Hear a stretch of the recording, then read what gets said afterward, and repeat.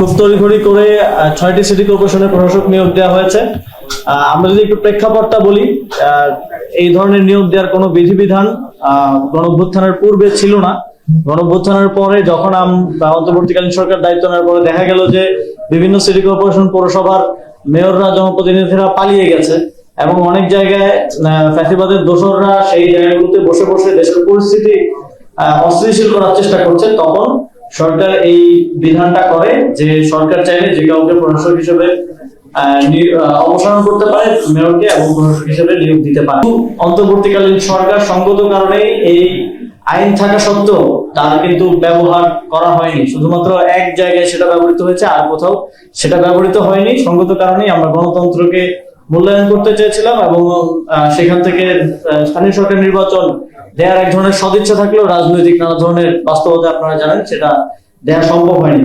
কিন্তু আমরা দেখলাম যে রাজনৈতিক সরকার দায়িত্বে আসার সাথে সাথে যেখানে জনগণের ভোটে নির্বাচিত জনপ্রতিনিধিদের থাকার কথা, সেখানে তারা তাদের দলীয় বিভিন্ন সময় বঞ্চিত কিংবা নির্বাচনে হেরে যাওয়া প্রার্থীদেরকে এক ধরনের সেখানে প্রাইজ পোস্টিং করলেন এবং 6টি সিটি কর্পোরেশনের প্রশাসক হিসেবে নিয়োগ দিলেন। আমরা মনে করি এটা এই যে নতুন বাংলাদেশের কথা আমরা সবসময় বলি, তার সেখানে গণতন্ত্রের জন্য হুমকি স্বরূপ। এবং আমরা মনে করি যে দীর্ঘ 1.5 বছরেরও বেশি সময় ধরে স্থানীয় সরকার প্রতিষ্ঠানগুলো জনপ্রতিনিধি শূন্য এবং এর ফলে দেশের জনগণকে প্রত্যেকটা ছোট ছোট কাজে নাগরিক সেবার ক্ষেত্রে ভোগান্তির শিকার হতে হয়।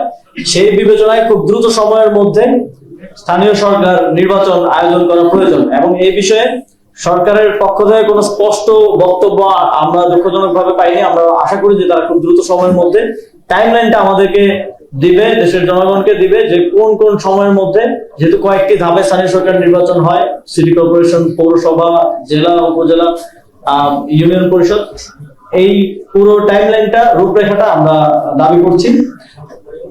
এবং আমরা দেখেছি যে প্রশাসক নিয়োগ দেওয়ার ক্ষেত্রেও সেখানে স্বচ্ছতার অভাব রয়েছে। সেখানে নির্দিষ্ট ভাবে মেয়াদ উল্লেখ করা নেই। সেখানে প্রজ্ঞাপনটি দেখে মনে হচ্ছে যে আমৃত্যু হয়তো তারা প্রশাসক থাকবেন, এইভাবেই সেখানে লেখা আছে। অথচ সরকারি যে কোনো চুক্তিভিত্তিক নিয়োগের ক্ষেত্রে কিন্তু সময় সীমাটা উল্লেখ করা গুরুত্বপূর্ণ। 6 মাস, 1 বছর, 2 বছর, স্বাভাবিকভাবে আমরা এই প্রক্রিয়াতে দেখে থাকি সরকারের চুক্তিভিত্তিক নিয়োগগুলো হয়ে থাকে। আপনারা জানেন যে আমরা দেখেছি গত 2 দিন যাবত এক ধরনের ভয়ের রাজত্ব কায়েম করার চেষ্টা করা হচ্ছে। আমরা মনে করি যে যেই পুলিশের মাধ্যমে এই যে বিভিন্ন জায়গায় রেডের নামে সাধারণ জনগণকেও এবং সাংবাদিকদের উপর হামলা হয়েছে, আপনাদেরও কয়েকজন সহকর্মীর উপর হামলা হয়েছে বলে আমরা জেনেছি। আমরা এই ঘটনার তীব্র নিন্দা জানাই। আমরা মনে করি সরকার এটার মাধ্যমে জনগণকে এক ধরনের ভয়ের মধ্যে রাখতে চাচ্ছে, একটা ভয়ের মেসেজিং তারা করতে চাচ্ছে। এবং আমরা শুনেছি যে স্বরাষ্ট্রমন্ত্রী তিনি বলেছেন যে এখন আন্দোলন করা যাবে না, রাস্তা অবরোধ করা যাবে না। আমরা দেখেছি যে অন্তর্বর্তীকালীন সরকারের সময় অনেক অযৌক্তিক এবং বিভিন্ন কারণে, ছোটখাটো কারণেও রাস্তা অবরোধ হয়েছে। আমরা সেটাকে অবশ্যই সমর্থন করি না এবং আমরা মনে করি যেহেতু একটি নতুন সরকার গঠন হয়েছে, তাদেরকে তাদের কাজ করার ক্ষেত্রে এতটুকু সহযোগিতা জনগণের পক্ষ থেকে করা উচিত যে অকারণে অযাচিত ভাবে যদি কেউ রাস্তা অবরোধ না করে। কিন্তু একই সাথে কারো যৌক্তিক দাবিতে আন্দোলন করার, ভয়েস রেজ করার, কথা বলার অধিকারকেও আমরা কোনোভাবেই যেন হ্যাম্পার্ড না হয়, কথা বলার অধিকার বঞ্চিত না হন, সেটা নিশ্চিত করাও আমাদের দায়িত্ব। এবং আমাদের সংবিধান দেশের প্রত্যেক নাগরিককে এই অধিকারটা দেয়। এবং কিন্তু সরকারের পক্ষ থেকে আমরা দেখছি যে একদম একাধারে সকলকে কোনো ধরনের আন্দোলন করা যাবে না, এই ধরনের কথা বলা হচ্ছে, যেটা গণতন্ত্রের পরিপন্থী, আমাদের সংবিধানের পরিপন্থী। এবং আমরা এই ধরনের অ্যাপ্রোচ আগের সরকারের সময় দেখেছি যে বিরোধী দলমত যে কোনো কিছু নিয়ে নামলেই দলমত নির্বিশেষে সেটার উপর দমন পীড়ন চালানো হতো। তো আমরা সরকারের প্রতি আহ্বান জানাবো, এই জনগণকে বিভিন্ন রেডের নামে হয়রানি করা এবং এই সাংবাদিকদের উপর হামলা, সাধারণ জনগণের উপর হামলা, মারধর অকারণে যথেচ্ছভাবে করা, এগুলো বন্ধ করতে হবে। এবং আমরা জানি যে প্রত্যেকটি থানায় কিন্তু ইনফরমেশন আছে যে কারা মাদকের কারবারি করে, কারা চুরি করে, কারা ছিনতাই করে। তো স্পেসিফিকলি সেটা নিয়ে কাজ করতে, সেটা মানে এক ধরনের আইওয়াশ হচ্ছে আর কি, মূল জায়গায় কাজ না করে জনগণকে ভয় দেখানোর এক ধরনের চেষ্টা হচ্ছে বলে আমরা মনে করছি। আর এর বাইরে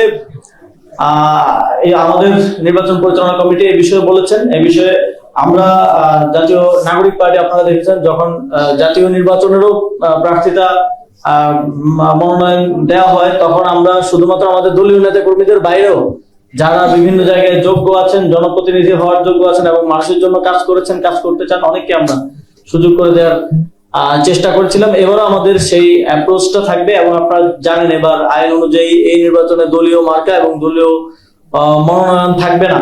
সেক্ষেত্রে এবার ব্যক্তি হিসেবে সবাই নির্বাচনে আসবে এবং জাতীয় নাগরিক পার্টি তাদের নির্দিষ্ট প্রার্থীদের সাথে আমাদের যে সাংগঠনিক সমন্বয় সেটা করার মাধ্যমে আমরা তাদেরকে সহযোগিতা করব, সেগুলো নির্ধারণ করবে আমাদের এই নির্বাচন পরিচালনা কমিটি। আমরা যখন দেখলাম যে প্রশাসকের নিয়োগের প্রজ্ঞাপনে নির্দিষ্ট কোনো সময়ের উল্লেখ নেই এবং আমরা শুনলাম যে যিনি স্থানীয় সরকার মন্ত্রী আছেন তিনি একটি প্রশ্নের উত্তরে বলছিলেন যে সিটি কর্পোরেশনগুলোর মেয়াদ শেষ হলে নির্বাচনের বিষয়ে ভাবা হবে। হয়তো উনি ইনফর্ম না বা ওনাকে জানানো হয়নি।